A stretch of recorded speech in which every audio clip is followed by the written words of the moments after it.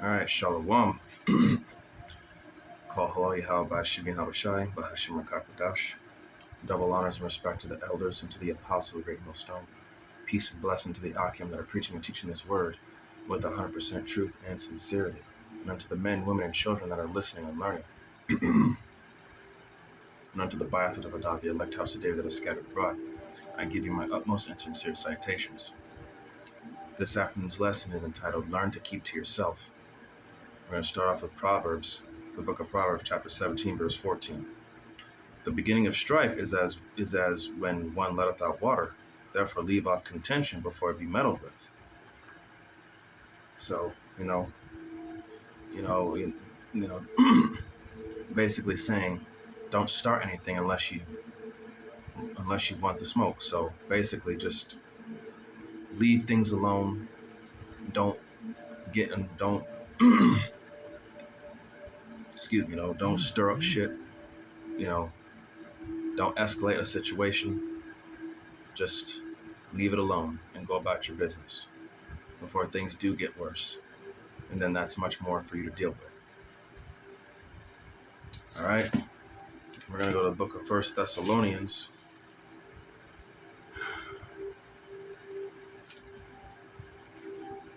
First Thessalonians chapter 4, starting at verse 11, and it says, And that ye study to be quiet, and to do your own business, and to work with your own hands, as we commanded you, that ye may walk honestly toward them that are without, and that ye may have lack of nothing.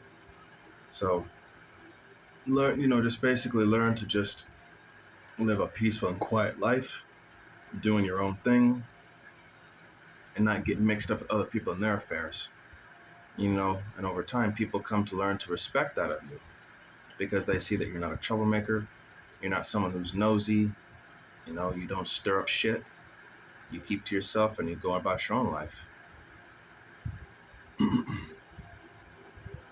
right, next is going to be 1 Corinthians. 1 Corinthians chapter 11, verse 31. For if we would judge ourselves, we should not be judged. So by judging ourselves, that's basically examining ourselves, seeing what flaws that we need to work out through the scriptures, because we're supposed to read and learn the scriptures and apply them. So we have to examine ourselves in the spirit. And Yahweh Shem Yahshua, he can't judge us for that, because that's a righteous thing to do, is to examine yourself. Does that, roughly paraphrasing, examine yourself to see if you be in the truth.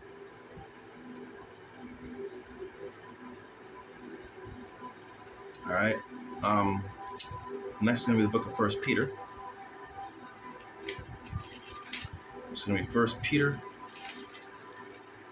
chapter 4, verse 15.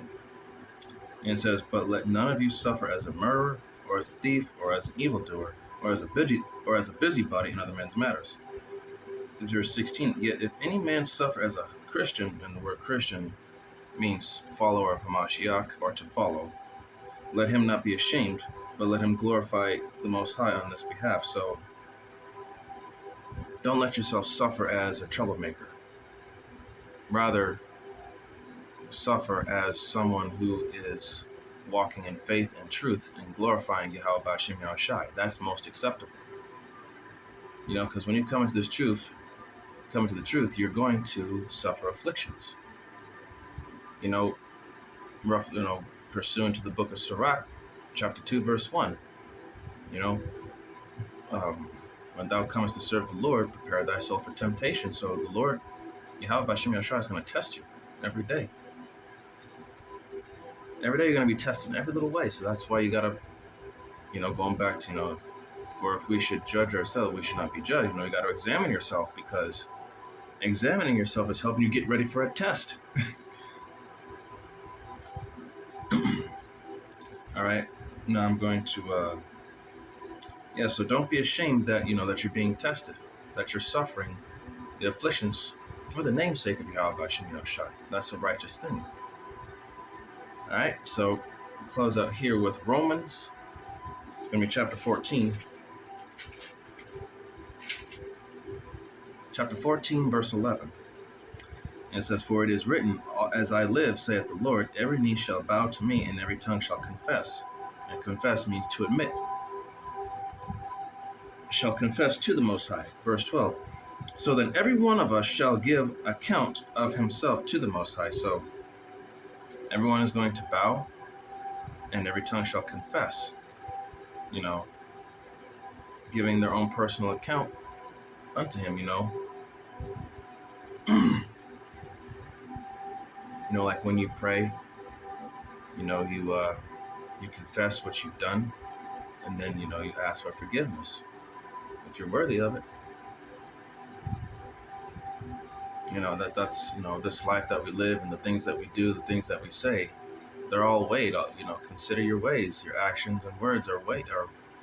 That's why, you gotta, like I said before, you got to examine yourself, see what flaws that need work, see what you're going to do to build up in this area or in that area. You gotta, this word it's the instructions to life and how to walk with wisdom and how to do the right thing and to be a better person above all else. So, everybody is gonna have to stand before the throne and answer for all that they've done. Everybody. And, like I said, this lesson was entitled "Learn to Keep to Yourself."